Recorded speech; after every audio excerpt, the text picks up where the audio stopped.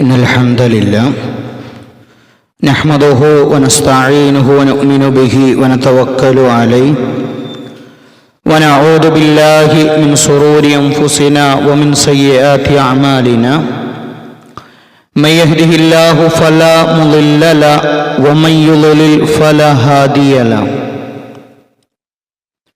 أشهد أن لا إله إلا الله وحده لا شريك له وأشهد أن محمدا عبده ورسوله أرسله بالهدى ودين الحق ليظهره على الدين كله ولو كره المشركون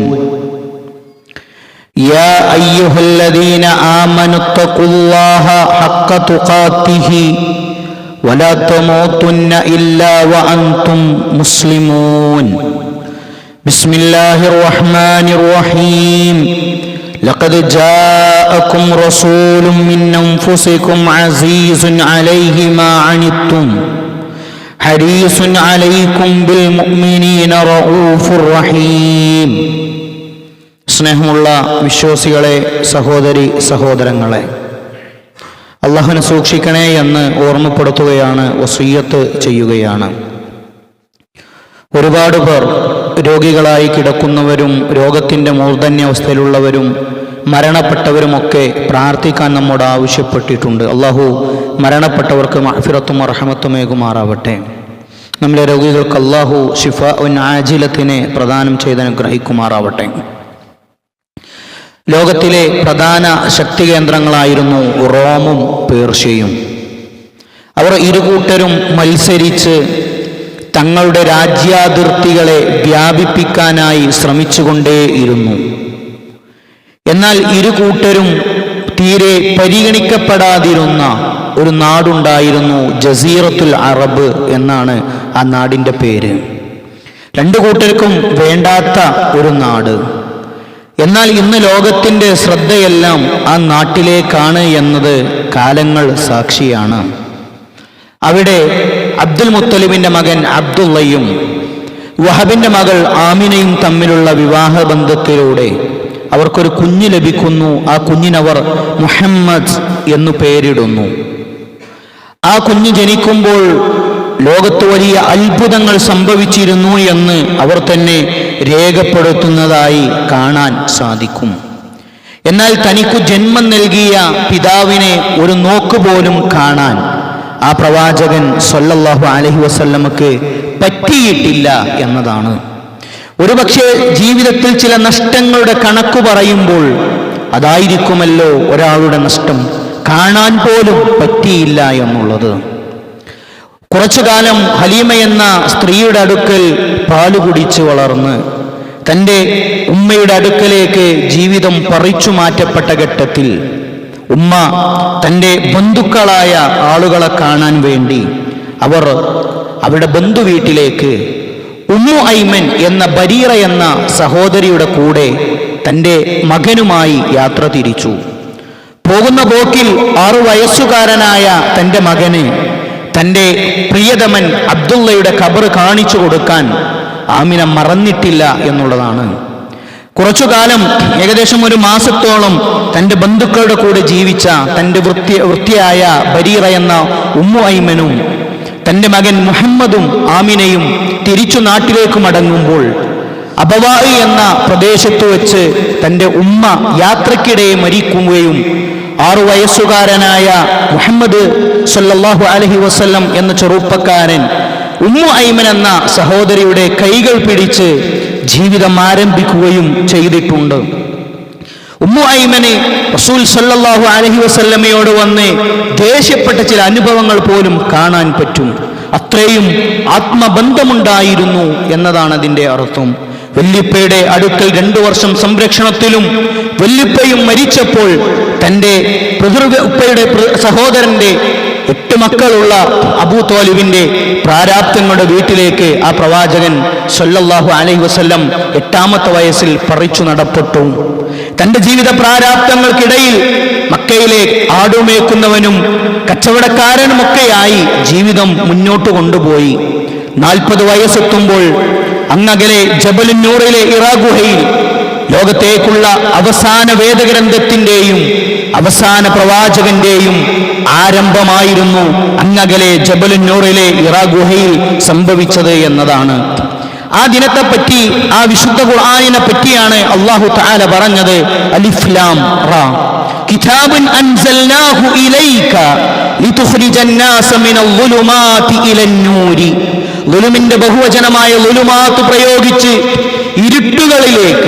ഇരുട്ടുകളിൽ ജീവിച്ച മനുഷ്യരെ ഏറ്റവും ശരിയായ നൂറിലേക്ക്, പ്രകാശത്തിലേക്ക് വിളിക്കാനാണ് ഈ വിശുദ്ധ ഖുർആൻ ഇറങ്ങിയത് എന്ന്. ആ വിശുദ്ധ ഖുർആനിന്റെ ഇറങ്ങൽ കിട്ടി പേടിച്ചു വിറച്ച് തന്റെ വീട്ടിലേക്ക് ഓടി വന്നിട്ടുണ്ട് ആ പ്രവാചകൻ. പ്രിയതമ ഖദീജയോട് തന്നെ പുതപ്പിട്ട് മൂടി ചേർത്തു പിടിക്കാൻ ആവശ്യപ്പെട്ടിട്ടുണ്ട്. ആ പ്രിയതമയെ കുറിച്ച് മഹദിയായ ആയിഷ റളിയല്ലാഹു അൻഹ പറയുന്നത് ഇങ്ങനെ കാണാം: കാന നബി സല്ലല്ലാഹു അലൈഹി വസല്ലം ഇദാ ദക്കറ ഖദീജത അസ്ന അലൈഹാ വഅഹ്സന ഫനാഅ. ഖദീജയെ പറ്റി പറഞ്ഞാൽ മറ്റുള്ളവരെക്കാളൊക്കെ ഭംഗിയായി തന്റെ പ്രിയപ്പെട്ടവളെ കുറിച്ച് പറഞ്ഞുകൊണ്ടേയിരിക്കും. ഇത് കേട്ട ആയിഷ ബീവി പറയുന്നു, ഞാൻ ഖദീജ റളിയല്ലാഹുവിനെ കണ്ടിട്ട് പോലുമില്ല ജീവിതത്തിൽ, പക്ഷേ എനിക്കവരോട് എന്തൊക്കെയോ ദേഷ്യമുണ്ട്. ഫഇർതു യൗമൻ ഫഖാലത്, ജീവിതത്തിൽ ഞാൻ കാണുക പോലും ചെയ്തിട്ടില്ലാത്ത ഖദീജയെ കുറിച്ചപ്പോഴും ഇങ്ങനെ ഹൈലൈറ്റ് ചെയ്ത് പറഞ്ഞപ്പോൾ ഒരു ദിവസം ഞാൻ അല്പം ഗൗരവത്തോടു കൂടി ചോദിച്ചു, മാ അക്സറ മാ തദ്കുറു ഹംറാ ശിദ്ഖൈൻ ഖദ് അബ്ദലകല്ലാഹു അസ്സ വജൽ ഖൈറൻ മിൻഹാ. നബിയേ, നിങ്ങളെപ്പോഴും ഖദീജയെ പറ്റിയാണല്ലോ പറയുന്നത്. ഒരുപക്ഷെ ഇത് കേൾക്കുന്നവർ നമ്മുടെ പ്രിയതമയെ കുറിച്ച് ആലോചിക്കുന്നുണ്ടാകും. അടിയെ എന്നെ കേൾക്കുന്ന സഹോദരിമാർ ഞാൻ അങ്ങനെയുള്ളവരാണോ എന്ന് ചിന്തിക്കുന്നുണ്ടാകും. എല്ലാവർക്കും ആഗ്രഹം തന്റെ പ്രിയപ്പെട്ടവൾ ഖദീജയാകണമെന്നാണ്. ഞാൻ മുഹമ്മദ് നബി ആകണമെന്ന് ആഗ്രഹിക്കുന്നില്ല. എന്റെ ഭർത്താവ് മുഹമ്മദ് നബി ആകണമെന്ന് ആഗ്രഹിക്കുന്നു. പക്ഷേ ഞാൻ ഖദീജയാകണമെന്ന് ചിന്തിക്കാത്തവരുമാണ് യാഥാർത്ഥ്യമെന്നുള്ളതാണ്. ആ ഖദീജയെ പറ്റി പറഞ്ഞത് മോണ കൊഴിഞ്ഞ കിളവിയായ ഈ പെണ്ണിനെ കുറിച്ചപ്പോഴും ഇങ്ങനെ നിങ്ങൾ എടുത്തു പറയാനുള്ള കാരണം എന്താണ് എന്നാണ്. റസൂലുള്ളാഹി സ്വല്ലല്ലാഹു അലൈഹി വസല്ലം പറഞ്ഞു, മാ അബ്ദലനി അല്ലാഹു അസ്സ വജൽ ഖൈറൻ മിൻഹാ. ആയിഷ, ഖദീജയേക്കാൾ ഒരു നല്ലവളെ എനിക്ക് അല്ലാഹു തന്നിട്ടില്ല.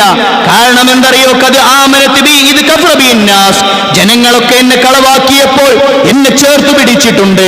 വസദ്ദഖനി ഇത് കദബനി അന്നാസ്. ജനങ്ങൾ എന്നെ വ്യാജനാക്കിയപ്പോൾ എന്നിൽ വിശ്വസിച്ചിട്ടുണ്ടവൾ. വവാസിതനി ബിമാലിഹാ ഇത് ഹറമനി അന്നാസ്. ജനങ്ങൾ എനിക്കൊരു ഭക്ഷണവും പണവും തരാതെ 3 വർഷത്തോളം ശഅബ് അബീ ത്വാലിബിന്റെ കുന്നിൽ താൻ പീഡിപ്പിക്കപ്പെട്ടപ്പോൾ, ബഹിഷ്കരിക്കപ്പെട്ടപ്പോൾ തന്റെ കൈകളിലുള്ള പണമെല്ലാം തീരുന്നതുവരെ തന്നെ സംരക്ഷിച്ചിട്ടുണ്ട് ഖദീജ എന്ന് റസൂലുള്ളാഹി സ്വല്ലല്ലാഹു അലൈഹി വസല്ലം പറഞ്ഞു. ഫറസഖനി അല്ലാഹു അസ്സ വജൽ വലദൻ ഇത് ഹറമനി ഔലാദൻ നിസായി. തന്റെ മറ്റു ഭാര്യമാരൊന്നും എനിക്ക് മക്കളെ നൽകാതിരുന്നപ്പോൾ എന്റെ 6 മക്കൾക്ക് ജന്മം നൽകിയ എന്റെ ഖദീജയെ ഞാൻ മറക്കില്ലെന്ന് പറഞ്ഞിട്ടുണ്ട്. തന്റെ ഭർത്താവിനെ ചേർത്തു പിടിച്ചിട്ടുണ്ട്. വഹിന്റെ ആദ്യഘട്ടങ്ങളിലാണ് ആ ചേർത്തുപിടിക്കൽ. മരണം വരെ ആ ചേർത്തുപിടിക്കൽ ഉണ്ടായിരുന്നു. വഹി ഇറങ്ങി കുറച്ചു കാലം പിന്നെ വഹി ഇറങ്ങുന്നില്ല. ഒരു സഹോദരി വന്ന് ഇങ്ങനെ പറഞ്ഞു, യാ മുഹമ്മദ് മാ അറാ ശൈത്വാനക ഇല്ലാ ഖദ് തറക്കക. നിന്റെ ശൈത്വാൻ ജിബ്രീലിനെ പറ്റിയാ പറയണത്, കാണാനല്ലോ, ഒരു അഡ്രസ്സും ഇല്ലല്ലോ, കുറെ ആയല്ലോ പോയിട്ട് എന്ന്. ആ നേരത്ത് മനസ്സ് വേദനിച്ച പ്രവാചകനെ ആയത്തിറങ്ങുകയാണ് വിശുദ്ധ ഖുർആനിൽ. വല്ലുഹാ വല്ലൈലി ഇദാ സജാ മാ വദ്ദഅക റബ്ബുക വമാ ഖലാ. മാ വദ്ദഅക റബ്ബുക വമാ ഖലാ. നബിയെ, നിങ്ങളെ അല്ലാഹു ദേഷ്യപ്പെട്ടിട്ടില്ല, നിങ്ങളെ അല്ലാഹു ഉപേക്ഷിക്കുകയും ചെയ്തിട്ടില്ല. വഹിബിനങ്ങനെ തുടർച്ചയായി വന്നു. 6 വർഷത്തോളം അർഖം ഇബ്നു അബിൽ അർഖമിന്റെ വീട് ഇസ്ലാമിക പ്രബോധനത്തിന്റെ കേന്ദ്രമായി മാറി. ആ കാലഘട്ടങ്ങളിൽ ഒരുപാട് പീഡനങ്ങൾ ഏൽക്കേണ്ടി വന്നു. പീഡനങ്ങളും യാതനകളും ഏൽക്കേണ്ടി വന്നു. ബഹിഷ്കരണത്തിന്റെ തീജ്വാലകൾ ഉണ്ടായി. ശാരീരിക മാനസിക ഉപദ്രവങ്ങൾ ഉണ്ടായി. മഹാനായ ഇബ്നു മസ്ഊദ് റളിയല്ലാഹു അൻഹു പറയാണ്, കാന യുസല്ലി ഇൻദൽ ബൈതി. ആദ്യ കാലഘട്ടത്തിൽ കഅബന്റെ അടുക്കൽ പ്രവാചകൻ സല്ലല്ലാഹു അലൈഹി വസല്ലം നമസ്കരിക്കുന്നു.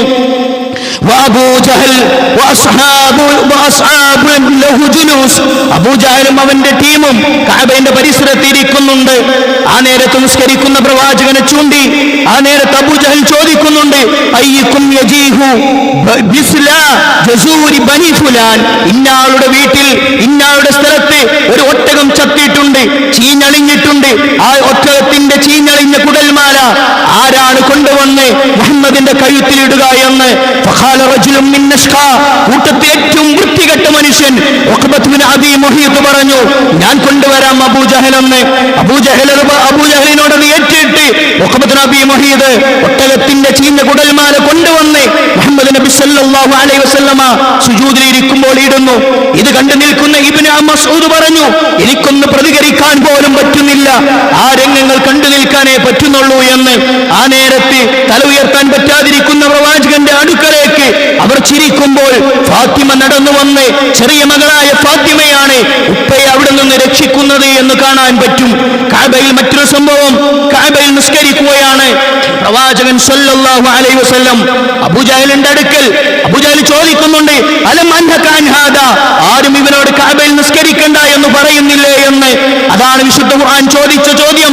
അറഅയ്തല്ലദീ യൻഹാ അബ്ദൻ ഇദാ സല്ലാ അറഅയ്ത ഇൻ കാന ഹലൽ ഹുദാ അറഅയ്തല്ലദീ യൻഹാ, അല്ലാഹുവിന്റെ റസൂൽ നിസ്കരിക്കുമ്പോൾ വിരോധിക്കുന്ന അബൂജഹലിനെ നിങ്ങൾ കണ്ടോ? അബ്ദൻ ഇദാ സല്ലാ, അല്ലാഹുവിന്റെ റസൂൽ നിസ്കരിക്കുന്ന ഘട്ടങ്ങളാണ്. അബൂജഹൽ ഇങ്ങനെ പറയാണ്, നിസ്കാരം ഇങ്ങനെ തടസ്സപ്പെടുത്തിക്കൊണ്ടേയിരിക്കുകയാണ്. എന്നിട്ട് പറഞ്ഞു അവസാനം, ഇനി ഇവിടെ നിസ്കരിച്ച കാണിച്ചതാണ്, ഇവർക്ക് വരാൻ പറ്റൂല എന്ന് പറഞ്ഞു. അബൂജഹൽ ഇങ്ങനെ കൂടി പറഞ്ഞു, എന്റെ ടീമിനെങ്ങാനും ഞാൻ വിളിച്ച, ഇത് ലാസ്റ്റ് വാണിംഗ് ആണ്,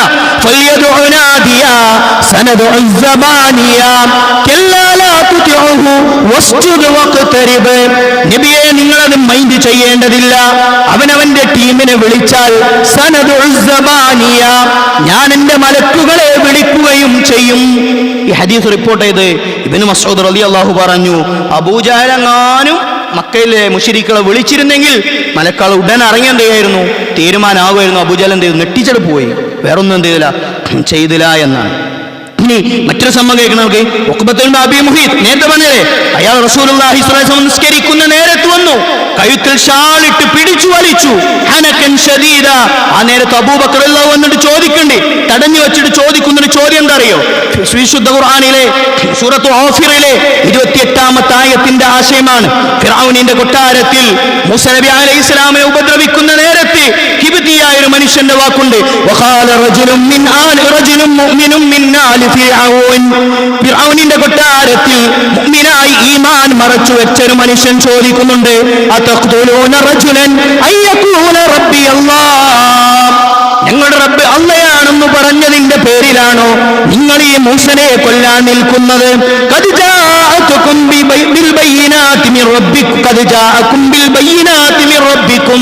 വ്യക്തമായ എവിഡൻസുമായാണ് മൂസ വന്നിരിക്കുന്നത്.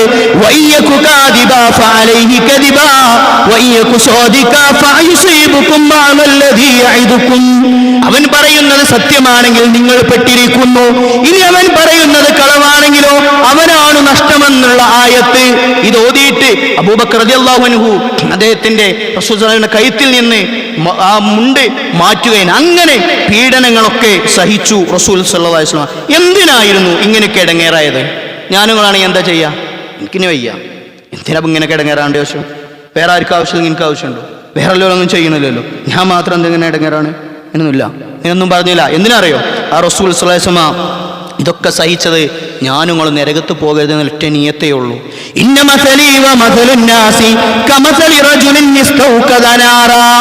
അല്ലാഹുവിന്റെ റസൂലിന്റെ ഉപമ തീ കത്തിച്ചവനെ പോലെയാണ്.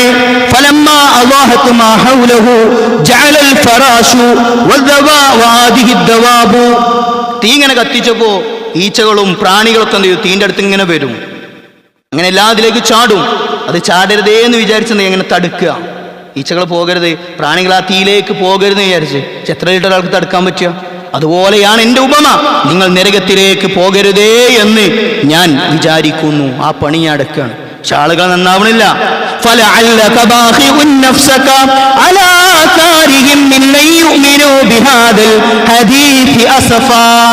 ഓർമ്മ ഉണ്ടാവും എവിടെയല്ലേ? സൂറത്തു കഹ്ഫിലെ 6-ാമത്തെ ആയത്തിലെ ഇന്ന് നമ്മൾ ഓതണ്ടായതാ. സങ്കടായി ആളുകൾ സ്വീകരിക്കാത്തോണ്ട്. ജീവൻ തന്നെ മതിയാകുന്ന അവസ്ഥ ഉണ്ടായിന്ന. അതുകൊണ്ടാണ് ഒരാൾ റിപ്പോർട്ട് ചെയ്യുന്ന സംഭവം കാണാം. റസൂൽ സ്വല്ലല്ലാഹു അലൈഹി വസല്ലം മജാസിലെ അങ്ങാടിയിലൂടെ ഒരു ചുവന്ന വസ്ത്രം ധരിച്ച് റസൂലുള്ളാഹി സ്വല്ലല്ലാഹു അലൈഹി വസല്ലം ആളുകളോട് ഇങ്ങനെ മജാസിന്റെ അങ്ങാടിയിൽ വെച്ച് പറയാ, അയ്യുഹന്നാസ് ഖൂലൂ ലാ ഇലാഹ ഇല്ലല്ലാഹ് തുഫ്ലിഹൂ, മനുഷ്യരെ ലാ ഇലാഹ ഇല്ലല്ലാഹ് പറഞ്ഞോളി, നിങ്ങൾ രക്ഷപ്പെടും. ആ നേരത്തെ ഒരു മനുഷ്യൻ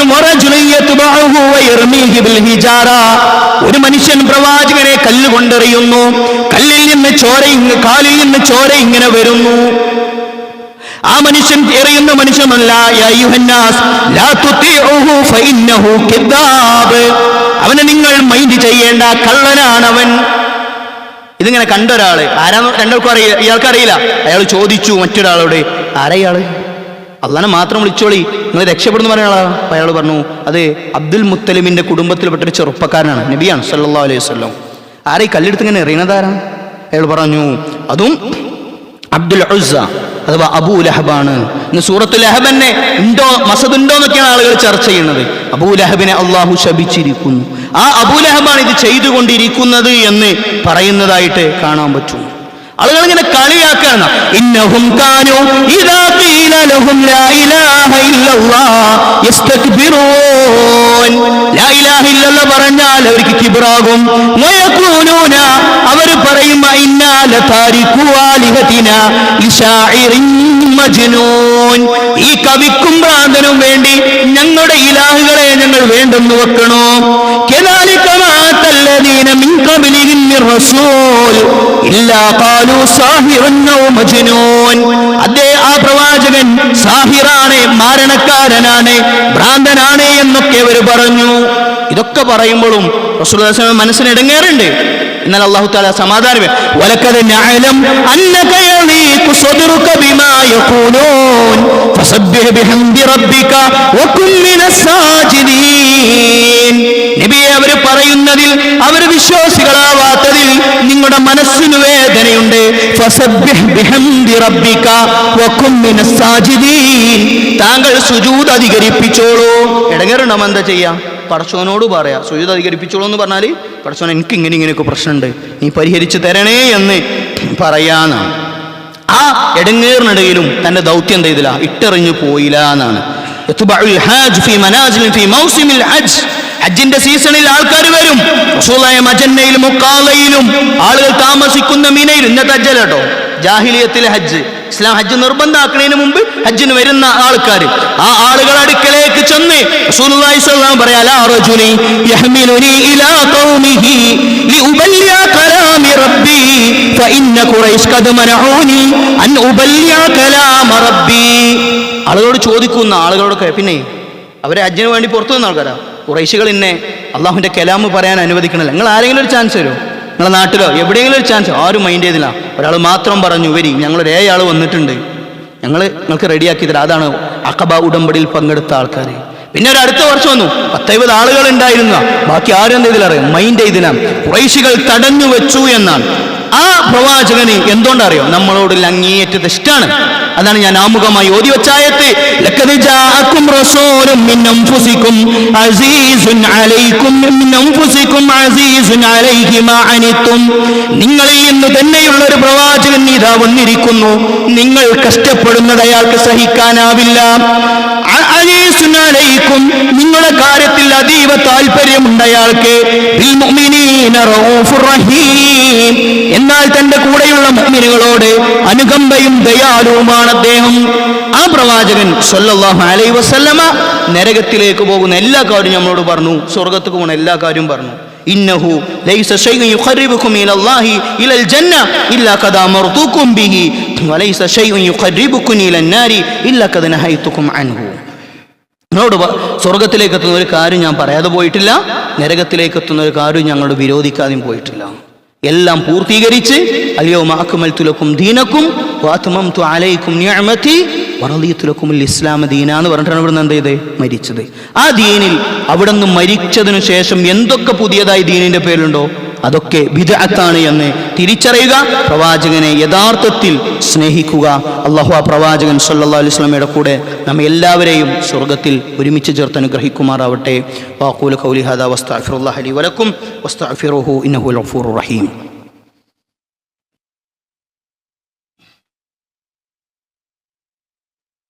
അൽഹംദുലില്ലാഹ്. അല്ലാഹുമ്മ സ്വല്ലി അലാ മുഹമ്മദ് ഇത്തഖുല്ലാഹ ഇബാദല്ലാഹ്. ഒരിക്കൽ കൂടി അല്ലാഹുവിനെ സൂക്ഷിക്കണേ എന്ന് ഓർമ്മപ്പെടുത്തുകയാണ്. പ്രവാചകൻ സല്ലല്ലാഹു അലൈഹി വസല്ലമ ഈ ഉമ്മത്തിനു വേണ്ടി ആണ് ഇതെല്ലാം ചെയ്തത്. ഇന്ന് പ്രവാചക സ്നേഹത്തിൻ്റെ പേരിൽ ആളുകൾ പലതും കാട്ടിക്കൂട്ടുന്നു. അന്ന് അവിടുന്ന് 5 വക്താണ് നിസ്കരിച്ചതെങ്കിൽ ഇന്നും നമ്മൾ 5 വക്താണ് നിസ്കരിക്കുന്നത്. റമദാനിലാണ് നോമ്പെടുത്തതെങ്കിൽ ഇന്നും നമ്മൾ റമദാനിലാണ് നോമ്പെടുക്കുന്നത്. മാറ്റല്ല. ഇത്ര കാലമായി ഫാത്തിഹയാണ് എന്ന് ഓതുന്നത്, ഇനി നമുക്ക് ഇഖ്ലാസ് മുതലായിട്ട് തുടങ്ങാം, എന്നിട്ട് ഫാത്തിഹ ഓതാൻ തീരുമാനിച്ചോ? ഇല്ല. എന്താ? ദീനായത് മാറ്റം ഉണ്ടാവില്ല എന്നാണ്. എന്നാൽ നബിദിന ആഘോഷത്തിൻ്റെ പേരിൽ ഇടയ്ക്കിടെ മാറ്റങ്ങൾ വന്നുകൊണ്ടിരിക്കുന്നു. കഴിഞ്ഞ കൊല്ലമുള്ളതല്ല കൊല്ലം ഉണ്ടാവുക, കൊല്ലമുള്ളതല്ല എന്താ ചെയ്യുക, അടുത്ത കൊല്ലം ഉണ്ടാവുക. ദീനായതിൽ മാറ്റം ഉണ്ടാവില്ലല്ലോ. അതങ്ങനെ തന്നെ അച്ചടിച്ച് അതുപോലെ എന്ത് ചെയ്യേണ്ടതാണ്, ചെയ്യേണ്ടതാണ്. അപ്പം നമുക്ക് എന്തായാലും ആ പ്രവാചകൻ സ്വല്ലല്ലാഹു അലൈഹി വസല്ലമയുടെ കൂടെ ജീവിക്കാൻ പറ്റിയില്ല. അദ്ദേഹത്തിൻ്റെ കൂടെ അനുചരന്മാരാവാനും നമുക്ക് സാധിച്ചില്ല. അനുചരന്മാരെ കാണാൻ പോലും നമുക്ക് എന്ത് ചെയ്തില്ല, നമുക്കാർക്കും ഭാഗ്യം ലഭിച്ചില്ല. ഓരോരുത്തരും അവർക്ക് ആ പ്രവാചകൻ സ്വല്ലല്ലാഹു അലൈഹി വസല്ലമയോട് ഇഷ്ടം പ്രകടിപ്പിച്ചത് വ്യത്യസ്ത രൂപത്തിലായിരുന്നു. തൻ്റെ ജീവിതത്തിലെ 16 വർഷം മാറ്റിവെച്ചാണ് ഇമാം ബുഖാരി റഹ്മഹുമുല്ലാ സ്വഹീഹുൽ ബുഖാരി രചിച്ചത്. തൻ്റെ ജീവിതത്തിലെ 15 വർഷങ്ങൾ മാറ്റിവെച്ചാണ് ഇമാം മുസ്ലിം റഹ്മഹുമുല്ലാ സ്വഹീഹ് മുസ്ലിം രചിച്ചത്. ആവർത്തനങ്ങൾ ഒഴിവാക്കി 5274 ഹദീസുകൾ ഫിഖ്ഹിന്റെ അടിസ്ഥാനത്തിൽ ക്രോഡീകരിച്ചതാണ് സുനനു അബീ ദാവൂദ്. 5270 ഹദീസുകൾ ക്രോഡീകരിച്ചാണ് ഇമാം നസായി തൻ്റെ ഹദീസ് സ്നേഹം, പ്രവാചക സ്നേഹം കാണിച്ചത്. 4341 ഹദീസുകൾ ക്രോഡീകരിച്ച് അതിനുവേണ്ടി ത്യാഗം ചെയ്താണ് ഇബ്നു മാജ അദ്ദേഹം പ്രവാചക സ്നേഹം പ്രകടിപ്പിച്ചത്. 4400 ഹദീസുകൾ ക്രോഡീകരിച്ചാണ് ഇമാം തുർമുദി ജാമിഉ തുർമുദി ഉണ്ടാക്കിയത്. എന്നാൽ നമുക്കാർക്കും ഇങ്ങനെ യാത്ര ചെയ്യുകയോ ഒന്നും ചെയ്യേണ്ടതില്ല.